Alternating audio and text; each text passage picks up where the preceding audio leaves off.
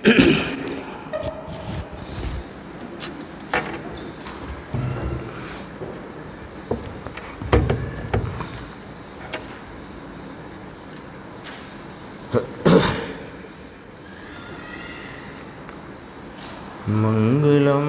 भगवान वीरो मंगलम गौतमो गणी मंगलम कुंद कुंदार्यो जैन धर्मोस्तु मंगलम सर्वमंगल मांगल्यम सर्वकल्याणकारकम प्रधानम सर्वधर्माणां जैनं जयतु शासनम। नमः समय साराय स्वानुभूत्या चकासते चित्स्वभावाय भावाय सर्वभावांतरच्छिदे।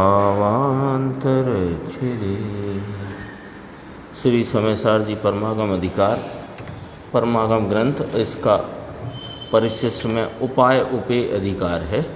इसका 269 नंबर का कलश, पेज नंबर 124 है। कलश का पाठ करते हैं। शाद्वाद दीपितल सन महसी प्रकाशे शुद्ध स्वभाव महिमन्यदिते मयीति किम बंध मोक्ष पथ पातिभिर अन्य भावै नित्योदया परमयम स्फुरतु स्वभावः। अब कहते हैं कि ऐसा ही आत्म स्वभाव हमको प्रकट हो।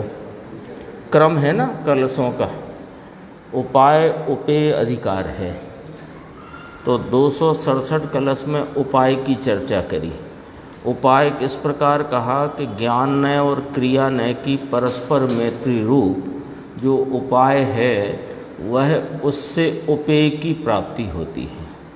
फिर 268 कलश में उपेय की व्याख्या करते हुए अनंत चतुष्टय रूप जो भाव स्वरूप के सामर्थ्य की प्रकटता पर्याय में जो होती है उसकी चर्चा करी। 268 कलश कल अपन ने पढ़ा था ना, जो शुद्ध ज्ञान प्रकाश भर स्वरूप भर निर्भर सुप्रभाता आया था ना वो। अब कहते हैं कि जैसा स्वभाव उपेय रूप भाव में प्राप्त हुआ वह हमको प्राप्त हो, ऐसी भावना का यहाँ पर कलश कहते हैं। देखो, ऐसा ही आत्म स्वभाव हमको प्रकट हो ऐसा अब कहते हैं। देखो पहली पंक्ति है, स्याद वाद दीपित लसत महसी, कि स्याद वाद द्वारा प्रदीप्त करने में आया हुआ लस लसता झग झगाट करता जिसका तेज है और जिसमें शुद्ध स्वभाव रूप महिमा है, ऐसा यह प्रकाश यानी ज्ञान प्रकाश जहाँ मेरे में उदय को प्राप्त हुआ है वहाँ बंद मोक्ष पथ पात भी अन्य भावै किम, बंद मोक्ष के मार्ग में पड़ने वाले अन्य भावों से मेरे क्या प्रयोजन है ना। तो इनसे तो मेरा कोई प्रयोजन नहीं, तो फिर क्या है भैया आपका प्रयोजन? तो वो कहते हैं नित्य उदयः परम अयम स्वभावा स्फुरतु, नित्य जिसका उदय रहता है ऐसा केवल यह अनंत चतुष्टय रूप स्वभाव ही मुझे स्फुरायमान हो, ये मेरा प्रयोजन है। पर्याय में उपेय ये है मुझे, और जब उपाय प्रकट हो गया है, यहाँ से मिलाना बात को। देखो ऊपर आया था ना स्यादवाद का कौशल, उसको ज्ञाननय में घटित किया, और उस स्यादवाद कौशल से जिस तेज रूप अपने स्वरूप का अनुभव हुआ उस स्वरूप की एकाग्रता वो क्रियानय में घटित करी। आया था ना, स्यादवाद कौशल, स्यादवाद की निपुणता। तो स्यादवाद की निपुणता क्या उधर से ही मिलाते हैं कि स्यादवाद माने कोई अपेक्षा से वस्तु के अनेकांत स्वरूप को बताया गया, और जैसा अनेकांत स्वरूप बताया गया वैसा ही ज्ञान में अंगीकार किया। इसका नाम स्यादवाद का कौशल है। जैसे कि यह वस्तु स्वरूप से नित्य रूप है और पर्याय से अनित्य रूप है। यह वस्तु द्रव्य स्वभाव से एक रूप है, पर्यायों में अनेक रूपता से वर्तती है। यह वस्तु स्व स्वभाव से तत्रूप है, परभावों से अतत रूप है। ऐसा स्यादवाद रूप जिनवाणी में इस अनेकांतमयी वस्तु का कथन किया। उस कथन को जानकर, तो कथन जान लिया तो क्या किया कि उसका जो वाच्य है, उसका जो उन शब्दों के द्वारा, उन स्यात् रूपी अपेक्षाओं के द्वारा आत्मा का जो स्वरूप बताया गया, उस स्वरूप को प्राप्त कर लिया। ये स्यादवाद का कौशल। जब बताया भैया कि आपको कि ये आपका जो स्कूटर पे आप बैठ के जा रहे हो, इसमें आगे का पहिया ही सिर्फ मुड़ता है, पीछे वाला मुड़ता नहीं है, बता दिया, और चलते दोनों पहिए हैं। तो आपने समझ लिया कि मोड़ने की अपेक्षा से अगला पहिया है और चलने की अपेक्षा से दोनों पहिए हैं, पीछे का पहिया मुड़ता नहीं है। ये सब समझा ना, और समझ के सवारी करी। ऐसे यह आत्मा प्रति समय पर्याय प्रति पर्याय में परिणमन भाव से, बदलते भावों से परिणमता होने पर भी अपने स्वरूप से नहीं बदलता, अपने स्वरूप को नहीं छोड़ देता। तो स्वरूप को नहीं छोड़े बिना ये पलटता है, और पलटता हुआ स्वरूप को नहीं छोड़ता। ऐसा जो स्यादवाद कथन है, इसको जो अंगीकार किया तो वह स्यादवाद की कुशलता है। तो यहाँ कहा स्यादवाद द्वारा प्रदीप्त करने में आया वह जो स्वरूप मेरा अनादि निधन ऐसे का ऐसा ध्रुव स्वरूप टंकोत्कीर्ण रहा हुआ ही है, लेकिन मुझे उसकी खबर नहीं थी। स्यादवाद के द्वारा जिनवाणी में बताया जब स्वरूप, तो मुझे उसकी खबर पड़ी। तो खबर पड़ी तो प्रदीप्त हो गया। वह मेरी ज्ञान कला में उसका स्वरूप जानने में आ गया, तो प्रदीप्त हो गया। कैसा, क्या प्रदीप्त हो गया, क्या जानने में आ गया कि लस लसता हुआ जिसका तेज है वह आत्मा। कि गुरुदेव ने इसमें बताया है लस लसता किसे कहते हैं। उनने कहा जैसे गरम गरम हलवा बनता है ना, तो हलवा जब ऐसे प्लेट में डालो तो एक तो घी और शक्कर से चमक रहा है और वो लस लसा रहा है। ऐसा इसका लस लसता शब्द डाला आचार्य भगवान ने, लसत में सी चकचकाए मान, तो उसके लिए लसत शब्द डाला है ना, विशेषण डाला। ये जो भाव है ना, ये कोई ऐसा गुम सुम सा प्रकाशमान नहीं है, ये तो अनंत प्रकाश की महिमा के पूर्ण स्वरूप है। प्रवाह में यह अपने स्वरूप के प्रवाह से रहा हुआ है, वो जिसका तेज। फिर कहते हैं और शुद्ध स्वभाव महिमनी, जिसमें शुद्ध स्वभाव रूप महिमा है, ऐसा जिसका तेज है वह ज्ञान आनंद स्वरूप वस्तु, उसका जो तेज और वह पवित्र है, शुद्ध स्वभाव रूप है जिसकी महिमा।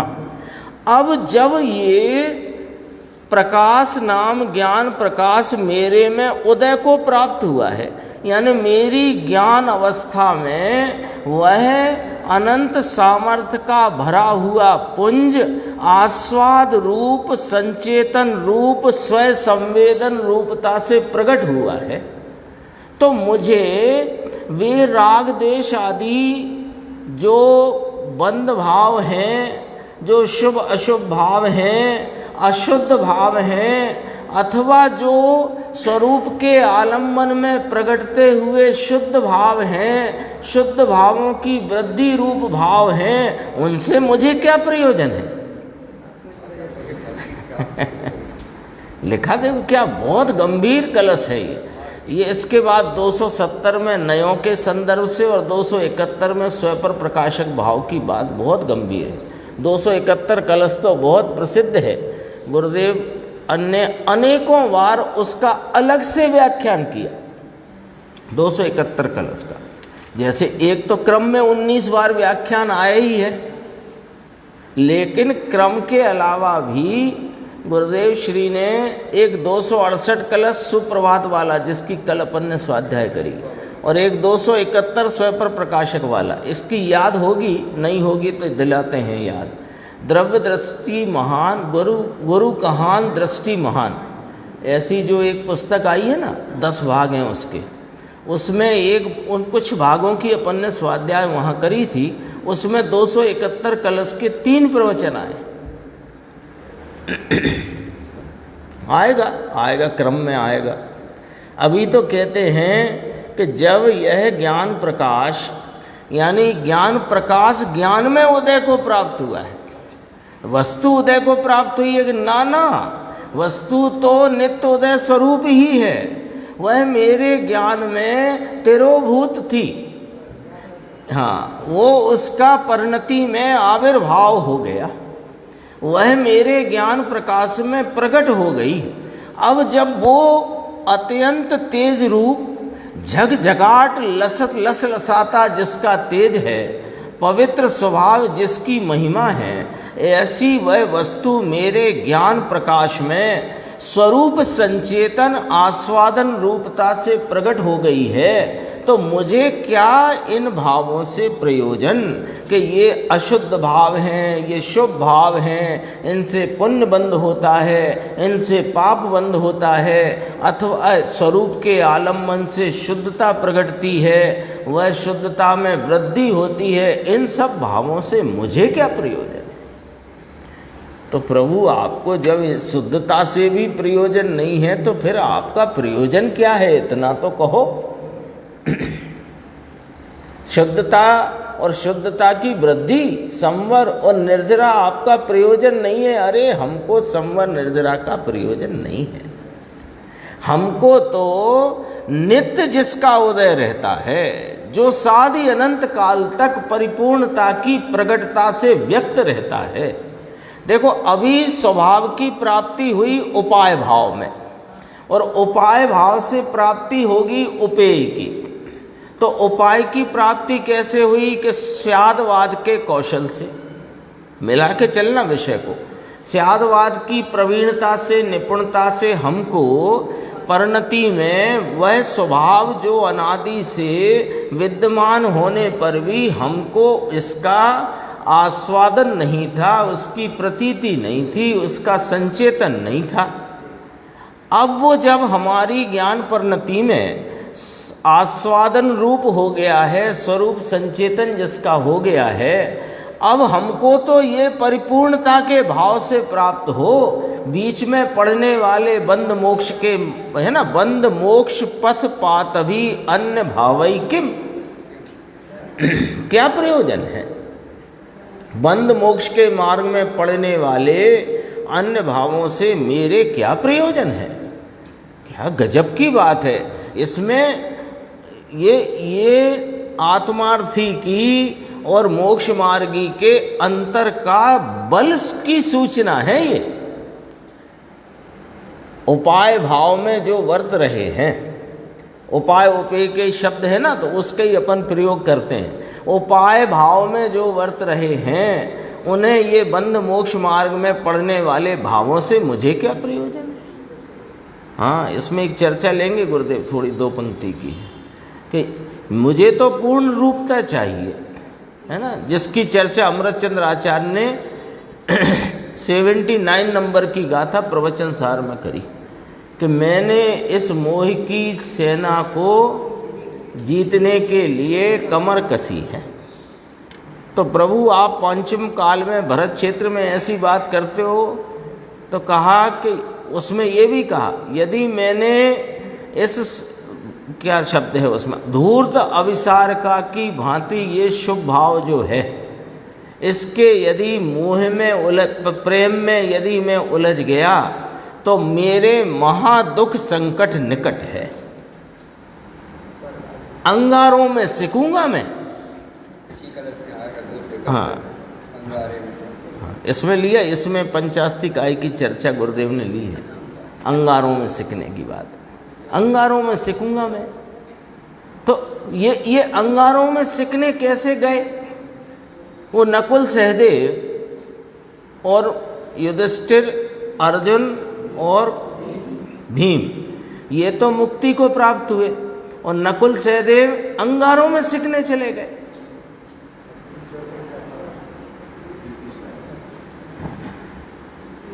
इन भावों से मुझे क्या प्रयोजन? मेरा कोई प्रयोजन नहीं है इनसे।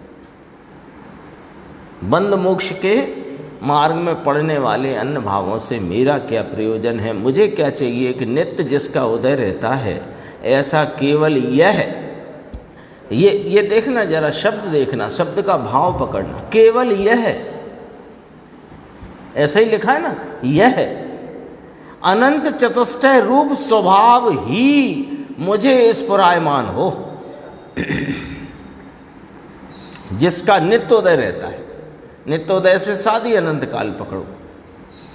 भावार्थ, स्यादवाद से यथार्थ आत्मज्ञान होने के उपरांत इसका फल पूर्ण आत्मा का प्रकट होना वह है।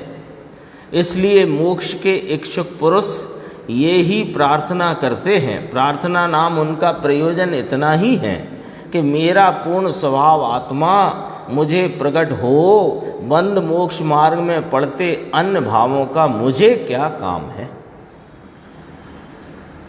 क्या गजब की बात है। ऐसा ये आचार्य भगवान ने ये शब्द डाल के, एक पंक्ति डाल करके कोई बहुत गहराई से बात कही, पर्याय बुद्धि छुड़ाई है। हमारा सारा चिंतन सब इस पे ही चल रहा है, ये परिणाम, ऐसे परिणाम, शुद्ध परिणाम, तो शुद्धता कैसे प्राप्त हो, तो आत्मा की अनुभूति कैसे हो, आत्मा की अनुभूति कैसे हो, फिर स्थिरता कैसे बढ़ेगी। अरे क्या कर रहे हो भाई?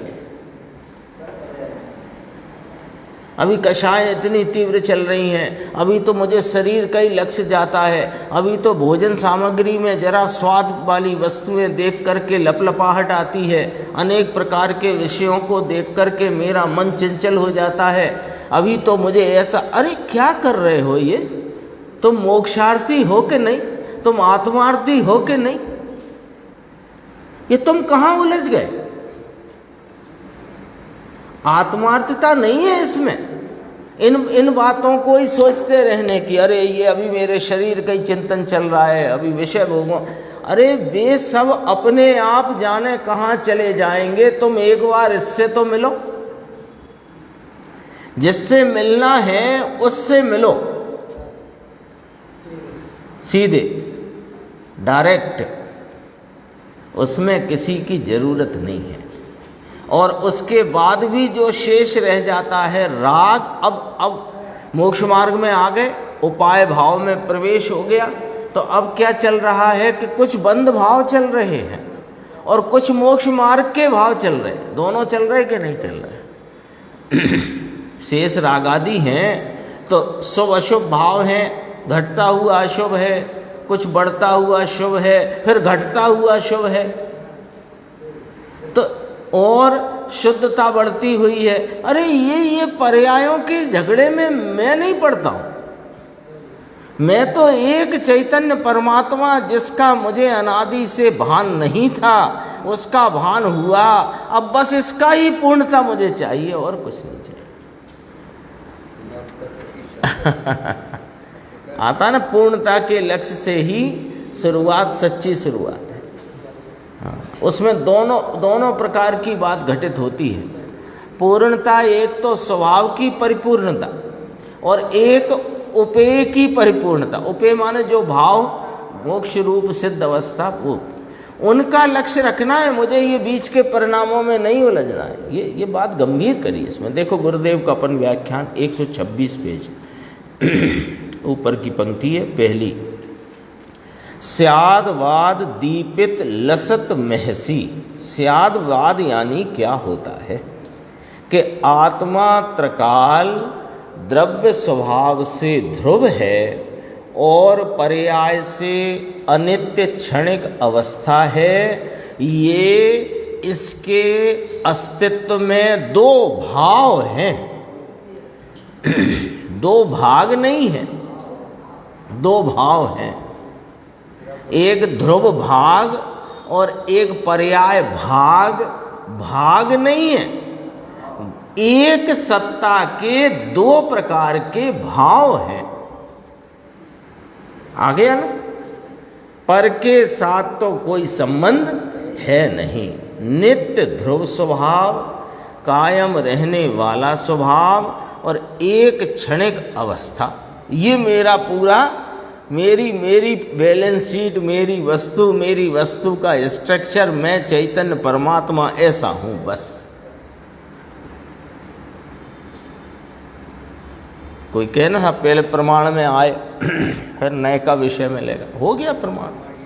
यही प्रमाण है, यही इसी प्रमाण रूप वस्तु को स्वीकार करना ये स्यादवाद का कौशल है। उसमें जिसका आलम्बन लेना है उसका आलम्बन लेना है, जिसका छोड़ना है वो छोड़ देना है। क्षणिकता का छोड़ना है, ध्रुवता का लेना है। लेगा कौन कि वो क्षणिक पर्याय।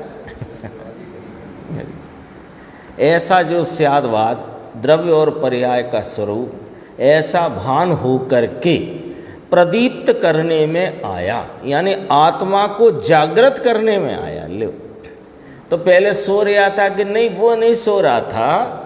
हम जो वर्तता उपयोग हमारा अनादि से है वो सो रहा था, वो जागृत हो गया।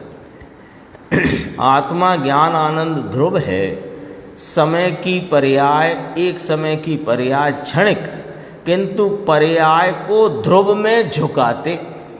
वो जो एक समय की क्षणिक अवस्था, उपयोग का प्रति समय होता हुआ जानने देखने का व्यापार, वो जानने देखने की व्यापार की वर्तमान क्षणिक अवस्था, उस क्षणिक को ध्रुव स्वभाव में झुकाते। ध्रुव में से तेज, वो तेज माने उसकी अनंत सामर्थ्य का प्रकटपना प्रदीप्त करने में आया। आया हुआ लस लसता जिसका तेज है, बहुत झीणु है ये बात। देखो गुरुदेव क्या कहते हैं। गुरुदेव ने यहाँ फरमाया, ये चार पंक्ति कहकर कहा बहुत सूक्ष्म है ये बात। हाँ, अब अपने को लगे कि इसमें सूक्ष्मता क्या, तो देखो भैया, यदि गुरुदेव के अपन शिष्य हैं और उन्होंने कहा है कि ये सूक्ष्म है, तो इसकी सूक्ष्मता पकड़ना पड़ेगी। तो कहोगे कि इसमें क्या सूक्ष्म है? इसमें यही सूक्ष्म है। अपन क्या करते हैं कि मैं तो चैतन्य अनादि अनंत ध्रुव टंकोदकीर्ण एक रूप सदृश स्वरूप हूँ, ऐसा वचनों में अपन स्वीकार करते हैं, बोलते हैं, पढ़ते हैं, सुनते हैं। और पर्याय है वो एक समय वर्ती क्षणिक, एक समय में उत्पन्न होकर अगले समय में नष्ट हो जाने रूप क्षणिक अवस्था है। ये भी अपन सुनते हैं, पढ़ते हैं, बोलते हैं, ठीक है। लेकिन इसमें सूक्ष्मता क्या, कि सूक्ष्मता ये है कि इसमें ध्रुवता का आलम्बन लेना है, पर्याय का आलम्बन छोड़ना है। ये बात को हम सुनते, पढ़ते, बोलते, कहते भी स्वीकार नहीं करते। ये हमारी स्थूलपना है। जैसे बता रहे हैं भैया, इधर से जाते हैं तो ये गड्ढा है, इधर पक्का रोड है। अच्छा, बिल्कुल बहुत सही। चार लोग साथ में, उन्हें भी सुनाया इधर गड्ढा है, इधर पक्का रोड है। बस सुन लिया और चलते रहे अपनी धार में। और गिर ही रहे हैं। तो इसमें झीणु क्या आया कि ये सूक्ष्मता है भैया कि ये एक ही वस्तु, एक ही सत्ता प्रत्येक समय में रही हुई, प्रत्येक वर्तमान में, ये ध्रुवता भी उसी वर्तमान में है और पर्याय भी उसी वर्तमान में है। कोई एक समय का वर्तमान में यदि इसकी सत्ता देखोगे तो क्या है कि ध्रुवता से रहा हुआ एक रूप सदृश भाव और परिणमता हुआ विसदृश भाव, एक ही समय, एक ही वर्तमान में। वहाँ पर करना क्या कि जो विसदृशता वाला भाव क्षणिक है उसका लक्ष्य जो पर्याय पर है, क्षणिकता पर है, वो क्षणिकता से लक्ष्य छोड़कर ध्रुवता पर उस पर्याय को झुका देना है। ये सूक्ष्म है। बहु झीणु। देखो क्या गजब की बात, एक पंक्ति है लेकिन बहुत ही गंभीर है। चैतन्य के प्रकाश का पूर्व आत्मा, इसमें वर्तमान अवस्था क्षणिक, इसको अंतर में झुकाते। किसको झुकाना है? पर्याय को। कहाँ झुकाना है? कि पर्याय में रहे हुए चैतन्य प्रकाश के पूर्व पर। क्या है कि वो चैतन्य प्रकाश माने जानन देखन स्वरूप आत्मा। वो जानन देखन स्वरूप आत्मा, उसे ध्रुव भी कहते हैं, अपरिणामी भी कहते हैं, द्रव्य स्वभाव भी कहते हैं। वो हर पर्याय में ध्रुवता से विद्यमान है और पर्याय को, जो पर्याय अनादि से पर्याय को देख करके ही रह जाती है, वो पर्याय, अगली पर्याय जो ध्रुव स्वभाव में झुके तो क्या होता है कि चैतन्य के तेज की शक्ति का प्रदीप्त भाव पर्याय में प्रकट होता है। ले विधि भी आई कि नहीं आई, वस्तु आई, वस्तु का स्वरूप बताया, विधि भी बताई। अब कहोगे अब हम क्या करें साहब, वो हमारी रुचि नहीं चलती उधर, तो अब रुचि कौन लाए तुम्हारी?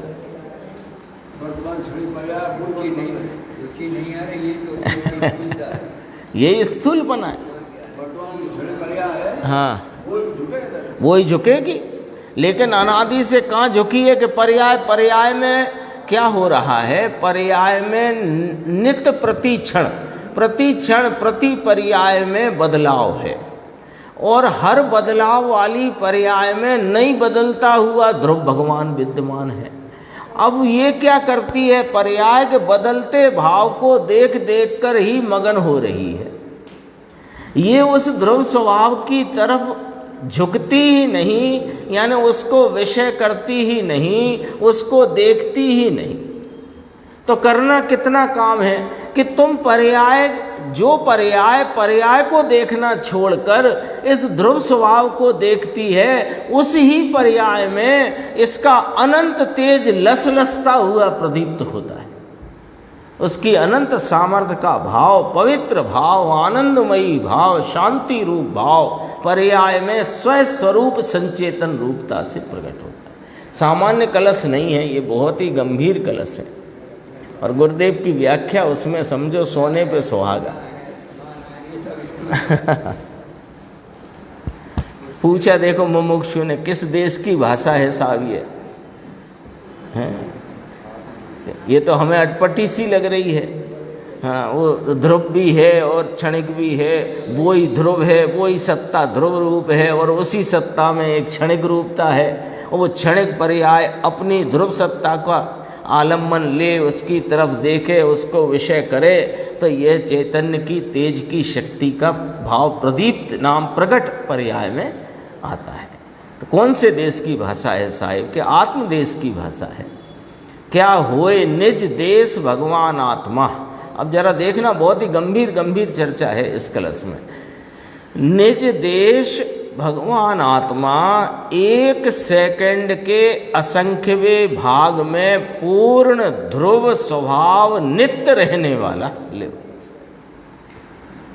आप तो तरकाली कहते थे, ये तो एक सेकंड के असंख्यातवें भाग एक समय वर्ती कहा कि एक एक समय में त्रिकालवर्ती है।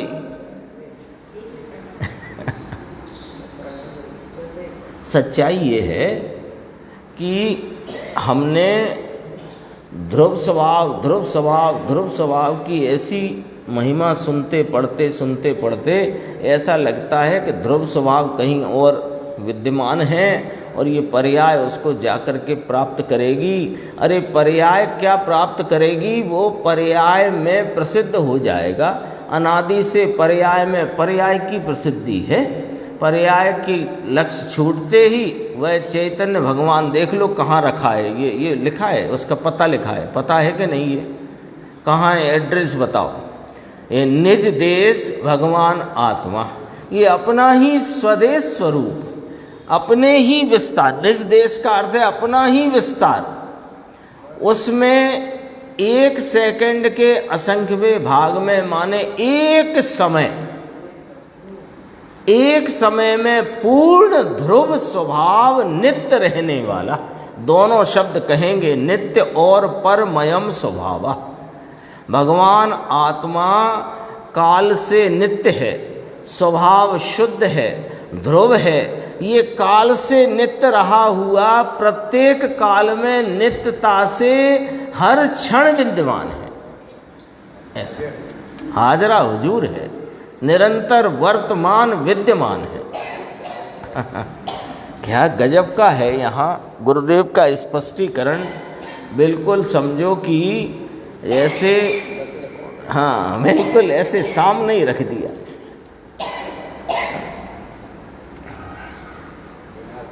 ओहो भगवान आत्मा काल से नित्य है, स्वभाव से शुद्ध है, ध्रुव है। ऐसा जो स्वभाव, कोमा लगाए, ऐसा जो स्वभाव, इसको वर्तमान अवस्था में पर्याय द्वारा अंतर में झुकाते जो चैतन्य का तेज ज्ञान मूर्ति है, ये आनंद सहित जिसका तेज दशा में पर्याय में एक समय की क्षणिक अवस्था में प्रकट होता है। लो साहब, क्षणिक में आ गया द्रव्य, कि द्रव्य ना आया, द्रव्य की जो अनंत सामर्थ्य की प्रकटता है वो इस प्रकट पर्याय में आ गई। गजब की बात है। वधु भणीने वाचीने करीने आ करवानू छे।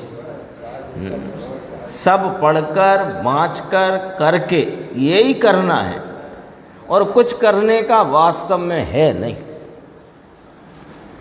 आत्मा आनंद और ज्ञान का ध्रुव स्वभाव है, लेकिन ये ध्रुव को पकड़ने वाली ये तो वर्तमान दशा हालत पर्याय है।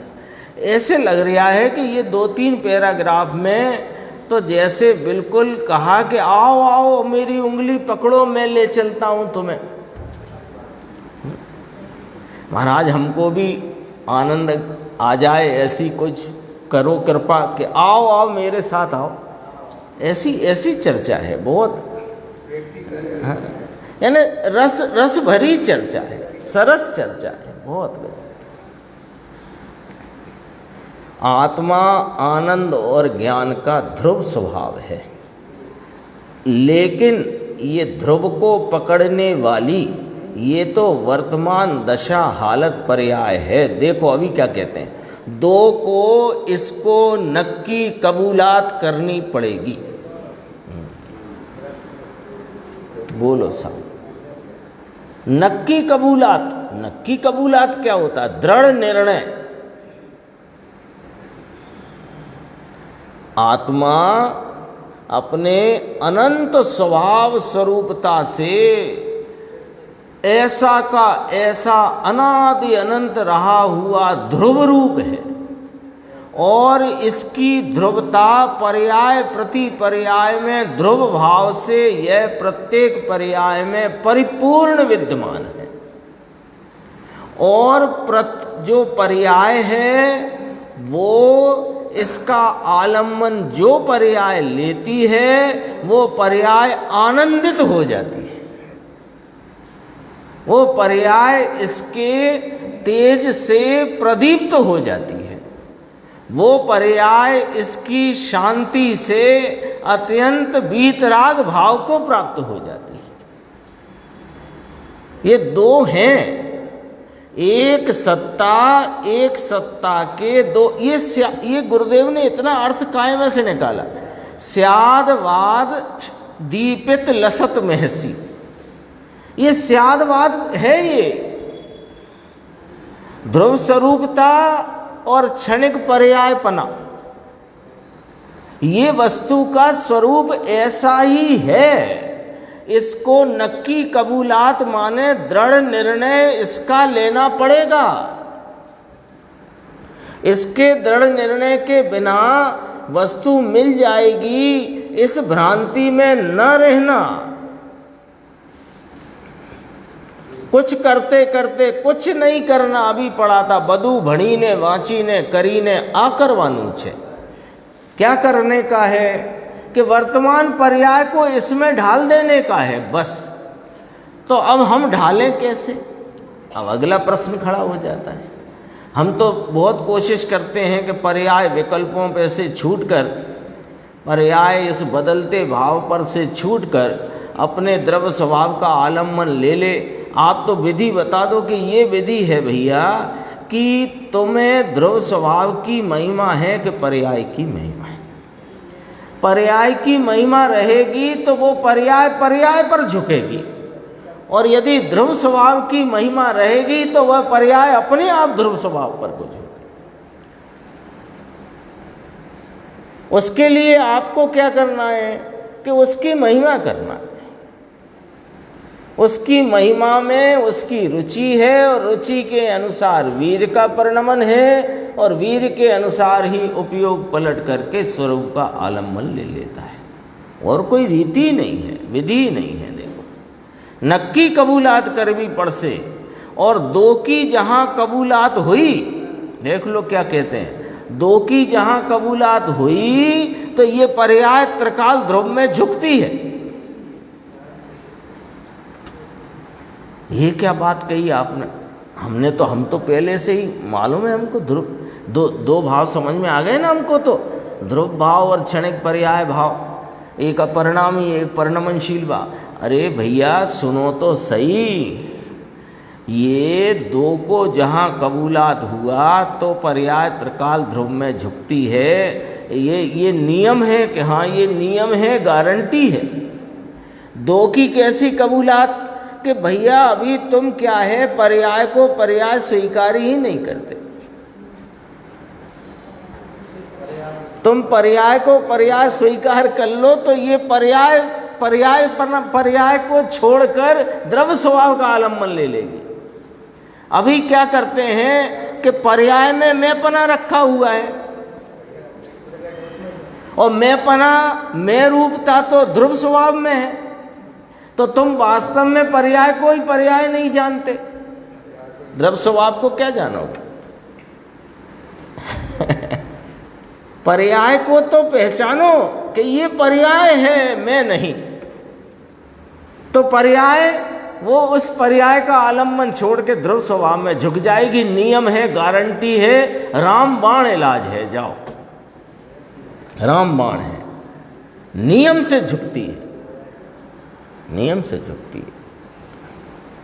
इसमें पुण्य पाप के विकल्प की जरूरत नहीं है। तुम कहाँ उलझ जाते हो बार बार? वर्ण रंग गंध शरीर आदि सब निमित्त इसमें है नहीं। ये स्वयं का जो कायम रहने वाला ध्रुव स्वभाव, इसमें वर्तमान अवस्था को, अब देखो शब्द, विश्वास से अंतर झुकाते। एक बार विश्वास में ये लो कि मेरी माने वर्तमान पर्याय की हालत जो है वो हालत सुधरेगी तो इसके ही आलम्बन से, नहीं देव शास्त्र गुरु के आलम्बन में सुधरेगी, नहीं अन्य किसी के आलम्बन में सुधरेगी, न पुण्य पाप के परिणामों के आलम्बन में सुधरेगी, न गेयों की प्रसिद्धि वाले ज्ञान के क्षयोपशम भाव के आलम्बन में सुधरेगी। एक बार विश्वास तो करो कि इसका आलम्बन लेते ही वह लसत तेज, क्या है वो शब्द ही मैं भूल गया, दीपित लसत महसी, प्रदीप्त हो जाता है एकदम। कितनी मजबूत बात है, बोलो। विश्वास से अंतर झुकाते, चैतन्य के स्वभाव में भरा हुआ ज्ञान आनंद तेज, ये पर्याय में हालत में प्रकट होता है। समझ में आया? गुरुदेव कहते हैं बहु टूकी भाषा अने बहु टूकू साधन। सबसे संक्षेप, जिन वाणी का स्यादवाद स्वरूप द्वादशांग वाणी का सार कह दिया संक्षेप में, और साधन भी इतना ही संक्षिप्त है, और कुछ करना नहीं है आपको, कुछ नहीं करना है हमको और कुछ। अभी हमने तो प्रथमानी योग ही नहीं पढ़ा, अभी तो हमने करणानी योग ही नहीं पढ़ा, अभी तो हमने ऐसे धवल को हाथ लगा के ही नहीं देखा। अभी हमको कैसे हो जाएगा सम्यक दर्शन? हमको कैसे ये आत्मा का तेज पर्याय में प्रकट हो जाएगा? ये कह रहे हैं वे साधन ही नहीं है, वे साधन नहीं है। उनमें साधन बताया है, उस साधन का प्रयोग कर और इस निज स्वभाव साधन कर। अपने को लगता है कि अभी तो और पढ़ो और पढ़ो और पढ़ो, और तो पता लगा कि वो पढ़ते सुनते क्या हो गया कि जिसकी रुचि लगना थी उसकी ना लगी, सुनने की रुचि हो गई। हम तो 3-4 घंटे जब तक सुनते नहीं भैया, हमारा तो फिर दिन में जमता नहीं है अपने। तो तुम्हें सुनने में जमता है कि जिसकी बात चलती है उसमें जमता है। बहु टूकी भाषा अने बहु टूकू साधन। कोई बात है वो गुजराती में ही अच्छी लगती है बोलने में। देखो नीचे एकदम नीचे की एक पंक्ति देखना। एक समय की दशा वस्तु के त्रिकाली स्वभाव ऊपर यानी ध्रुव ऊपर जाते प्रदीप्त करने में आया हुआ। देखो पर्याय में प्रदीप्त नाम प्रकट करने में आया हुआ। शक्ति में तो था कब से? अनादि से। सम्यक दर्शन ज्ञान चारित्र की पर्याय का तेज जिसने प्रकट किया, ऐसा कहते हैं। कितनी पुस्तक वांची, अब इसको सकेल कर इतने में मुंह की देबू पड़े। तुमने बहुत वांच लिया हो भैया, चारों अनुयोग, सब अनुयोगों की बहुत बहुत विस्तार चर्चा सब वांच ली हो, अच्छी रही, लेकिन अब वो सबको सकेल कर आना इधर है। कहाँ? इतनी सी बात पर आना है, मैं अनादि अनंत ध्रुव स्वरूप टंकोत्कीर्ण निरंतर वर्तमान एक रूप सदृश सदृश सदृश रहने वाला ध्रुव स्वभावी तत्व हूँ, और जो प्रत्येक पर्याय प्रति समय परिणम रही है वह पर्याय और मैं ध्रुव स्वरूप ये एक सत्ता है। और इस एक सत्ता में वर्तमान अवस्था दशा पर्याय, जो पर्याय को देखना बंद करके इस चैतन्य भाव को निहारती है, देखती है, अंतर में झुक जाती है, वो पर्याय निहाल हो जाती है। बस इतनी सी बात समझना है और कुछ नहीं समझना, इससे ज्यादा मत समझो। इतनी बात है।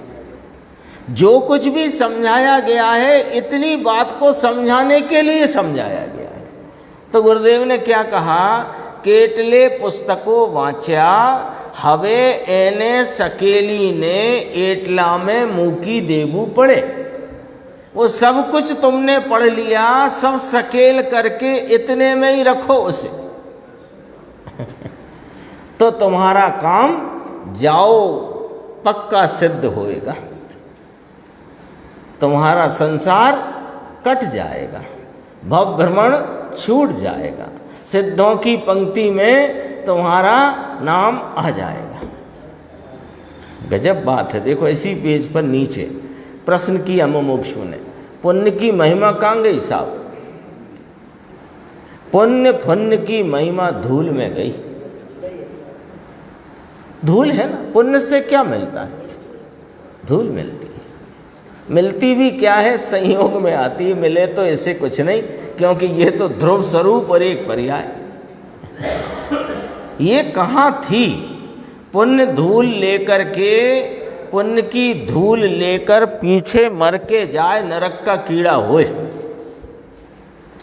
बड़े राजा महाराजा, राजा महाराजा कहकर पुण्य की याद दिला दी आपको, हमको। राजा महाराजा काय से हुआ? पुण्य से। अब वो राजा महाराजा एक पर्दा पड़ा और खलास। यहाँ बड़ा चक्रवर्ती राजा दिखता हो, ब्रह्मदत्त जैसा ले ना, ब्रह्मदत्त चक्रवर्ती, 96,000 रानियाँ, 32,000 मुकुटबद्ध राजा, हाँ, खम्मा खम्मा करते हैं, 96 करोड़ पैदल, सब चक्रवर्ती का ऐसा ही हिसाब किताब। ये सब, और आँख मिची और गया नीचे, औंधे मुंह गिरा जाकर।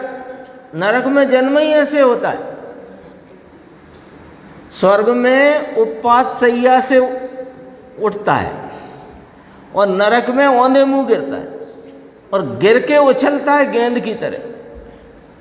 बे ब्रह्मदत्त चक्रवर्ती, हीरे का पलंग और चारों तरफ वैद रानियां और वैद बड़े बड़े, और गए वे अभी पंखा जल ही रहे हैं, जो औंधे मुंह नीचे पड़े हैं।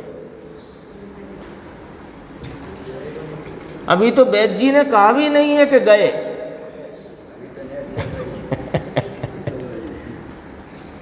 दशा देखो पुण्य की। पुण्य आया ना, आया तो पुण्य तो जलता है भाई साहब। पुण्य जलता है, सामग्री मिलती है, फिर जब जल जाता है फिर उदय पाप का आता है।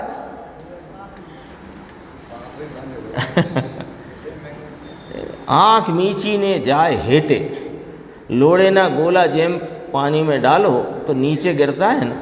ऐसे ये चैतन्य अज्ञान के भाव के भार से भरा हुआ, स्वभाव को भूला हुआ, पुण्य के भाव के फल में उसके भोक्तृत्व में पड़ा हुआ, पाप के भाव की सूजन करके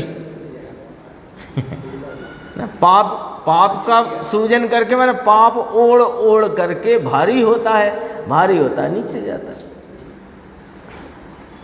पृथ्वी के तल में नीचे जाता है। इसलिए क्या बेकार भाव है ये, इसकी क्या महिमा करना। ये वास्तव में महिमा के काबिल ही नहीं है, काबिल ही नहीं है। महिमा के काबिल तो एक ये चैतन्य भगवान है। देखो नीचे, ऐसा उदिते मई इति, यह प्रकाश नाम ज्ञान प्रकाश, जहाँ मेरे में उदय को प्राप्त हुआ। शब्द तो ऐसा है, प्रकाशे उदिते मई इति, उदय को प्राप्त हुआ है। वहाँ ऐसा प्रकाश उदयमय मेरे में उदय प्राप्त हुआ है। वहाँ समझ में आया? चैतन्य को अंदर में से ढंढोलिया, अंदर में से ढंढोलिया। ये क्या बात है? अरे यह चैतन्य जो तुम प्रगट पर्यायों में होती हुई प्रगटता और जो बदलावट देखते हो, वहाँ यह चैतन्य नहीं है। ये बाहर की प्रगटता से भिन्न अंदर। दो नहीं है ना, दो नहीं है, इसलिए अंदर शब्द का प्रयोग करते हैं। जरा समझो बात की गंभीरता। यदि वे दो होते, पर्याय एक और द्रव्य दूसरा, तो कहते पर्याय से अलग जो दूसरी वस्तु है उसको प्राप्त कर लिया। ऐसा कब कहा? कि है ही नहीं तो कहेंगे भी क्यों? दूसरी वस्तु कोई प्राप्त कर भी नहीं सकता। अरे ये तुम प्रत्येक समय में ध्रुव रहा हुआ, और पर्याय में बाहर प्रगट, तो जो प्रगट है वो बाहर कहने में आता है, और उस प्रगटता के पीछे उसके ही समीप में, समीप का अर्थ होता है कि प्रगटता के समीप में वह ध्रुव अंदर में विराजमान है। वो पुराना उदाहरण है, याद कर लो, टीवी के समीप में चश्मा। तो जो टीवी के समीप में चश्मा, तो टीवी जो नहीं देखेगा उसे ही चश्मा देखेगा। बच्चे को भेजा लेने के, जाओ टीवी के नज़दीक समीप में चश्मा रखा है, ले आओ। अब वहाँ चल रही थी कार्टून फिल्म और वो देखने लग गया टीवी। अब उसे चश्मा दिख ही नहीं रहा, वो वहाँ से ही कह रहा कहाँ है चश्मा, यहाँ तो है ही नहीं चश्मा। तो समीप का भी अर्थ ये है, देखो पर्याय को मत देखो तो ये दिख ही जाएगा, दिख ही जाएगा। चैतन्य को अंदर में से ढंढोलिया, आनंद के धाम को अंदर में से जागृत किया। कहते हैं ये प्रकाश मेरे में उदय को प्राप्त हुआ है। हम ज्ञान के तेज और आनंद के तेज के स्वरूपी हैं। हमको विकल्प और रागादि नहीं, ऐसा जहाँ सम्यक दर्शन ज्ञान में, इस पर्याय का नाम सम्यक दर्शन ज्ञान है। हमको सम्यक दर्शन हो जाए, ये पर्याय पर निगाह है तुम्हारी। तुम तो इस पे निगाह डालो तो पर्याय सम्यक दर्शन हो जाएगी। प्रकट हुआ ये पर्याय है। जहाँ मेरे में उदय को प्राप्त हुआ है, वहाँ बंद मोक्ष पथ पाते भी अन्य भावे किम। अरे ऐसा बंद होता है, ऐसे मिथ्यात्व है, ये अविरत है, ये प्रमाद है, ये कषाय है, ऐसे विकल्प से हमारे क्या काम है ना। ये सब आता है ना, मिथ्यात्व, अविरत, प्रमाद, कषाय, योग, है ना, ऐसे करके आता है ना। बंद हेतुत्व तत्वार सूत्र में आया है। तो बंद के हेतु, बंद मार्ग में पड़ने वाले ये भाव हैं, मिथ्यात्व, अविरत, प्रमाद, कषाय, इनसे हमारे क्या काम। और सुनो, मोक्ष के पंथ में सम्यक दर्शन इसको कहते हैं, सम्यक ज्ञान इसको कहते हैं, चारित्र ये कहलाता है। ऐसे विकल्प के, मोक्ष पंथ के पक्ष वाले विकल्प, इनसे हमारे क्या काम है, हम क्या करेंगे इनका। कहो समझ में आया, कहाँ तक लेकर के आए देखो। पुण्य पाप से तो क्या काम है और संयोग से तो क्या काम है, किंतु बंद पथ और मोक्ष पथ, इसमें आते हुए भेद विकल्प, इनका क्या काम है। आता है 50 से 55 गाथा समय सारजी परमागम 29 बोल उकर डाके। ये संयम लब्धि स्थान मेरी अनुभूति से भिन्न है। क्यों, मुझे दिखते ही नहीं। ये भेद है ना, ये भेद विकल्पों का मेरे क्या काम है। बंध भी एक पर्याय है और मोक्ष के मार्ग की भी एक पर्याय है। ये पर्याय ऊपर, अब जरा थोड़ी सी धीरे पढ़ेंगे, बहुत गंभीर है। ये पर्याय ऊपर के लक्ष्य से विकल्प होए कि ये सम्यक दर्शन है, ये सम्यक ज्ञान है, ये सम्यक चारित्र है, ऐसे पंथ में आने वाले विकल्प, इनका हमारे क्या काम है, बोलो।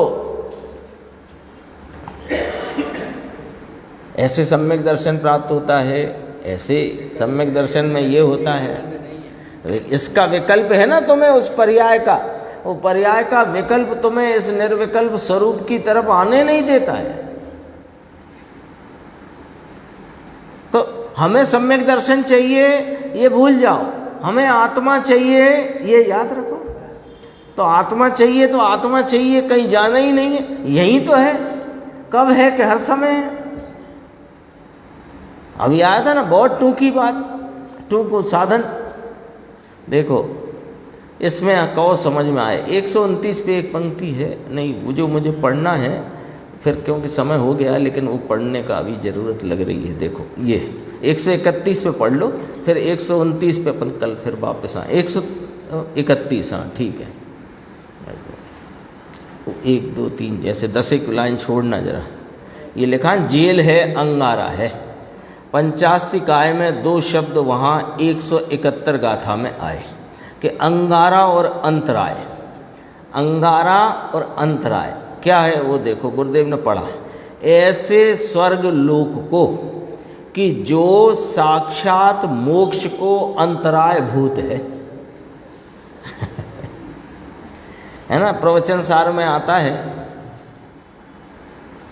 कि जो सराग चारित्र का फल स्वर्ग के वैभव क्लेश आदि को प्राप्त करके मोक्ष की प्राप्ति करते हैं, है ना।